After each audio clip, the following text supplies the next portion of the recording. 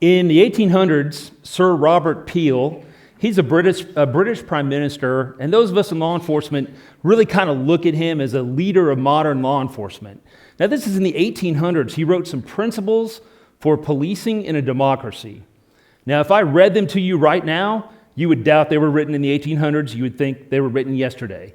His principles were so good, we're still using them today.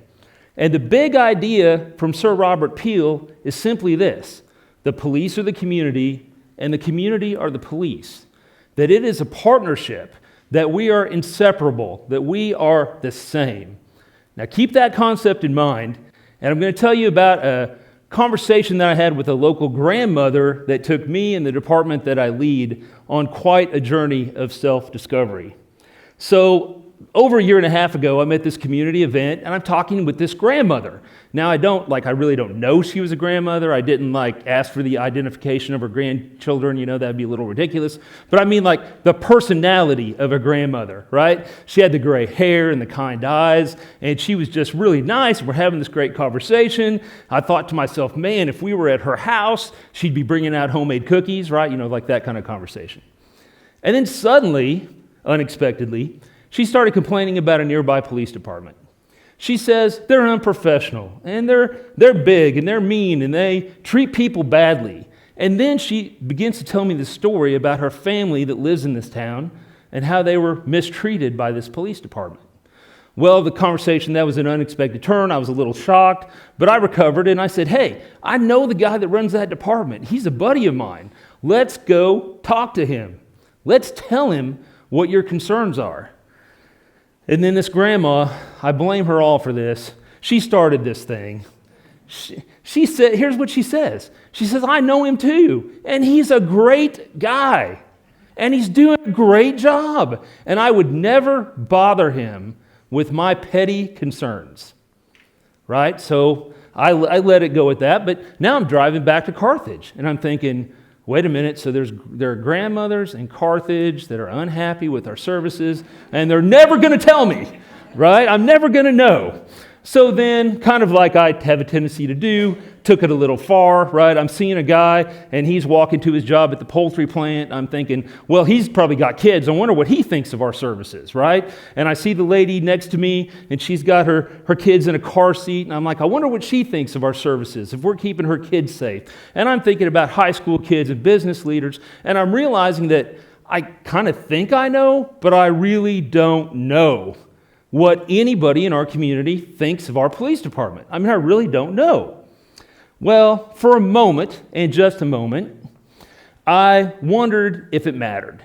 But of course, I realized that actually it matters. Police are in the community. You see the headlines. They're in the headlines all the time. We're always under fire. We're always being criticized. And one of the things we're always being criticized for is what? Not having a good enough relationship with our community. Not having community trust. So I'm sitting here wondering if I have a good enough relationship with our community, if I have community trust. So I went on a quest. I was going to figure it out. I was going to hear the voices in our community, and I was going to find out what they thought of us. So I employed the help of my friend Jack. Jack is retired from the Kansas City Police Department. He works for a company called Arbinger, and kind of what he does is kind of think differently about things. And so I said to him, hey, I don't know what anybody in our community thinks about us. And I remember at one point he says, okay, come on, Greg, surely you know what somebody thinks about you. And I said, yeah, I got a couple buddies that own businesses, and I got the people that call once a week and yell at me complaining. Those are the people that I know what they think about. Really, anybody else, it's a guess what they think about our department. So we went back and forth really for a couple of months. And the simple question that we kept coming back to is, how could I know what the average person in Carthage thinks of our services? How could I know that? So we did what for a conservative government-based police department is pretty radical. Here's what we did. We decided that we were going to survey everybody, and that part's not that radical, but immediately. So you got a traffic ticket from us, you could immediately take a survey about what that experience was like. You get arrested for DWI, you get a survey. You beat your wife and get arrested, you get a survey, right? I mean, everybody gets a survey. Crime victims get a survey. Everybody that we deal with for any reason gets a survey. Now, I will say this, that I personally did not think it was that radical a deal, right? I really didn't think it was that big a deal. But it really was. Like my friends, people that I trusted, they were like, I absolutely cannot believe that you were going to do this. They told me, they said, Chief, you don't want to ask these questions. You don't want to know.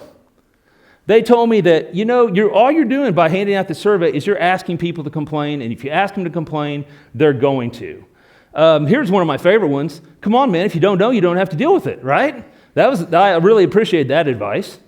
I got the, hey, the media is going to hear about this survey. They're going to run the results. The results are going to be bad. It's going to be bad for you. Here's one of my favorites.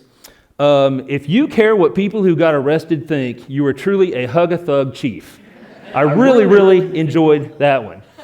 But here's the one, right? Here's the one. Now, by the way, none of those scared me. That's just the normal fear that you have when you're about to hand out a survey. So none of that bothered me. Here's the one that bothered me, and it came from one of our own people. They said, Chief, we got this thing figured out with the community. We do a Christmas party for 300 kids every year.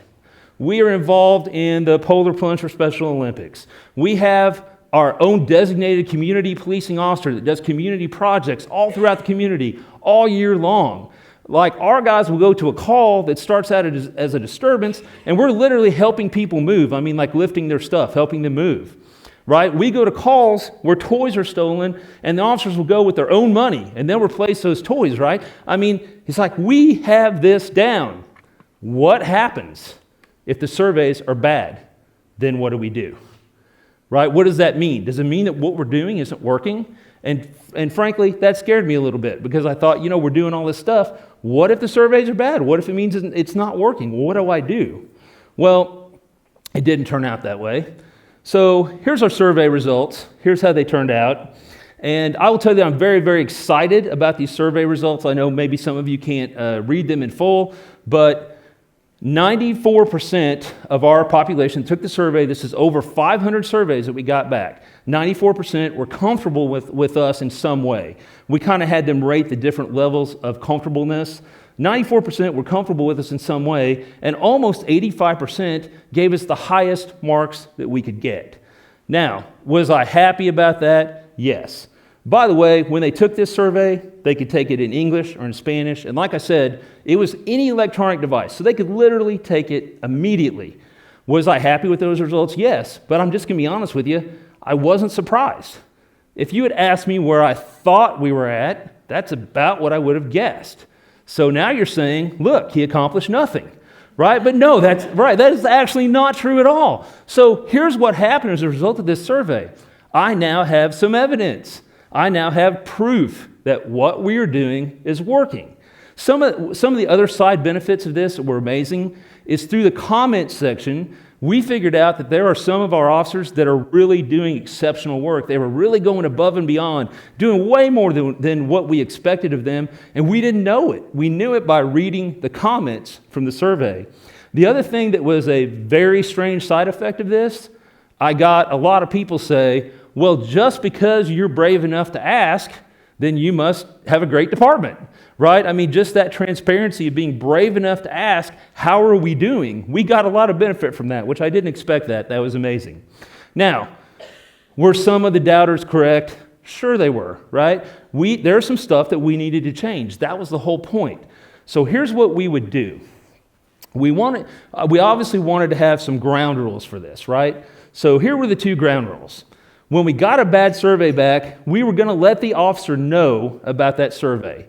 But we really we didn't want it to be like a discipline or reward thing, right? Because it seems counterintuitive that the officer, I am here because I'm mad at you. Okay, here's a survey, right? It really didn't seem like that was like really the wisest thing to do. We just wanted to give a survey to everybody. So it was really about the department as a whole. So one of the things that we did is if we got a negative survey, we matched it up with body cam. All our officers wear body cams. We tried to keep it as anonymous as possible, but we just watched the call and we asked the question, Was there anything that we should have done differently? Is there anything that we could have done better to serve our community better? And you know what? There were times where it was obvious we needed to do some things differently. And we actually changed some things. We did some things. The actual question that we asked is, we knew that we wanted the survey to be returned properly.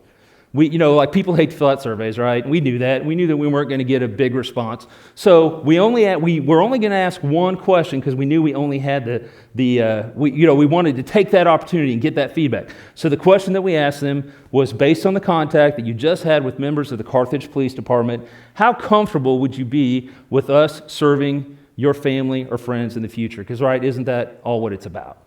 So we also learned some other things. Not only did we change some things that we needed to change, but we learned this as well. We were reminded that some people are just nervous just because they're talking to the police, right? And they would put really good things in the comments, and then they would put they were still uncomfortable, right? And that's important for us to remember, that sometimes it's just being face-to-face with a police officer makes you uncomfortable. Some of the other things that we learned is some people gave us very high comments, but put uncomfortable because they said the situation that they were in that caused them to call us made them uncomfortable, right? This makes sense, right? They were uncomfortable regardless of whatever we did. They were uncomfortable to start with. And then finally we learned that there are just some people that just don't like us, right? They aren't going to like us. And one positive comment is one positive event with them is not going to change that. That we need to work on those relationships and continue to make those contacts positive so that they can get a different idea about what dealing with the police is like. So, where are we going with this, right? What's the bottom line on this? Well, law enforcement leaders, I'm talking to you. I'm not criticizing you because I was the chief of this department for 10 years and I didn't know what our community thought about us, right? So I'm not criticizing you, but I'm challenging you. Do you actually know what your community thinks about you? Or do you just think you know? Because if you don't actually know, you need to figure it out. I mean, if you could find out a couple of things that you could do that would change the way your community looked at you, that would change that relationship and improve it, wouldn't you want to do that? Why wouldn't you want to do that? Law enforcement and the community, it's a partnership, right? And it's not us versus them, it's a partnership. And so if you can improve on that partnership, you should do that, because I think sometimes police in the United States, we need to do a better job of that. That's something that we definitely need to improve on. But I would also challenge you in the audience as well. If you're sitting here today and you're thinking, what does this mean to me? See, it's a partnership, us and you. You also have an obligation to bring your concerns to the police department, to get involved with your community, and to get involved with your department. Griping about your police department at the grocery store or posting it to social media, that's okay, but it doesn't do anything. It doesn't change anything, right? You have an obligation to share. If you don't think your partnership with your police department is truly a partnership, then you have an obligation to try to change that. Now, I know some of you are probably thinking, yeah, I'll go down there and they're not going to listen to me and they're going to send me away and they're going to ignore you. Well, let me tell you the environment that law enforcement leaders are in. We know that our leadership is founded upon our relationship with the community. If we don't have a good relationship, we can't be effective leaders. We also know that part of our obligation is to police ourselves. So I can almost guarantee you that if you go down to your local police department, sheriff's office, whoever serves you, and you say, hey, I have some concerns, I want to talk to a supervisor, they're not only going to talk to you, but they're going to welcome you. I could almost guarantee that that's going to happen.